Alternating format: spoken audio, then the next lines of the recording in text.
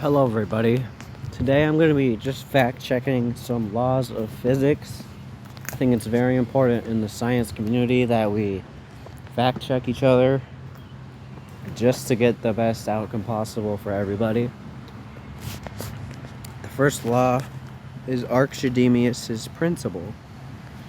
So it states that when a body is partially or totally immersed in a fluid, it experiences an upward thrust equal to the weight of the fluid displaced by it, that i.e., its apparent loss of weight is equal to the weight of liquid displaced. That is correct. Second law, Avogadro's law. Oh, I love this one. So this law states that equal volume of all gases under the same conditions of temperature and pressure contain equal number of molecules. That is correct. We have Ohm's law. It states that the current passing through a conductor between 2 points is directly proportional to the potential difference across the 2 points, provided the physical state and temperature, etc. of the conductor does not change. That is also correct.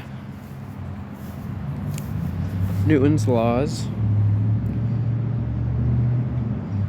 So there's Newton's law, first law of motion. A body continues in its state of rest or of uniform motion in a straight line, except in so far as it is compelled by external impressed forces to change that state. It is also called law of inertia. Newton's second law of motion. The first law is correct.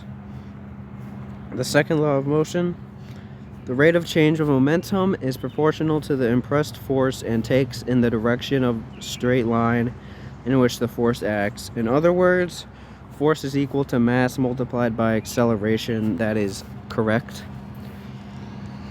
Newton's third law of motion, to every action there is an equal and opposite reaction. This is the principle behind the recoil felt on pulling the trigger of a gun. Actually, that is not correct.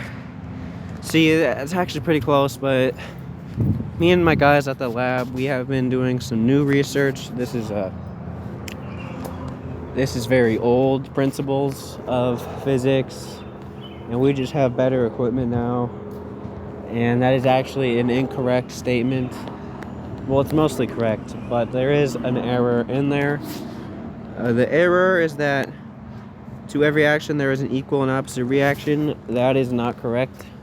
We have actually found that there can be a disproportional recoil in terms of physics. So that is actually an incorrect statement. Newton's law of cooling. The rate at which a body cools or loses its heat to its surroundings is proportional to the excess mean temperature of the body over that of the surroundings, provided this temperature excess is not too large. Yes, that is correct. Coulomb's law. I already know this one's correct. That's one of my favorite laws. Probably my favorite law. The force between the two electric charges reduces to a quarter of its former value when the distance between them is doubled. The SI unit of electric charge, Coulomb, is named after Charles Augustin de Coulomb, who establishes the law. Yes, we all know Charles Augustin de Coulomb. He is one of my favorite scientists of all time. And that is correct, of course. Stefan's law. The total energy radiated from a black body is equal to the fourth power of its absolute temperature. That is an error. That is an error. See, you can't just... So we've done newer research, and we've actually found that although the total energy radiated is equal to the fourth power, it is actually not to the equal temperature, and it is not provided that the mean temperature of the body is actually not accessible. So that is actually incorrect. Once again, it's like 80% correct, but still incorrect. 7 is Pascal's law. When pressure is applied to a fluid, the pressure change is transmitted to every part of the fluid without loss. Hydraulic machines like the hydraulic press work on this principle. Yes. Atmospheric pressure decreases with increase in height. The SI unit of pressure is Pascal, which is named after Pascal, who established this law. That is correct. Hooke's law. This law states that the extension of spring is proportional to the tension stretching it. Doubling of the tension results in the doubling of the amount of the stretch. That is incorrect. Although that would be true for most springs, that is actually not true for all springs. Therefore, this is actually an incorrect statement. Once again, it's basically correct, but you can't just say every spring when it's not true. So that is actually incorrect. Bernoulli's principle. It states that as the speed of a moving fluid, liquid, or gas increases, the pressure within the fluid decreases. The aerodynamic lift on the wing of an aeroplane is also explained in this part of a principle. That's actually not correct. That is not this true statement anymore, because as you rise up, the atmospheric pressure can decrease it with height, but it does not always decrease, and there's actually can be transmitted when there's a hydraulic press. Incorrect. Boyle's law. It states that the temperature remaining constant volume of a given mass of a gas varies inversely with the pressure of the gas. That's correct. Charles's law. It states that pressure remaining constant, the volume of a given mass of gas increases or decreases by 1/273rd part of its volume, and at 0 degrees Celsius for each change of the Celsius rise or fall of its temperature. That is correct. Kepler's law.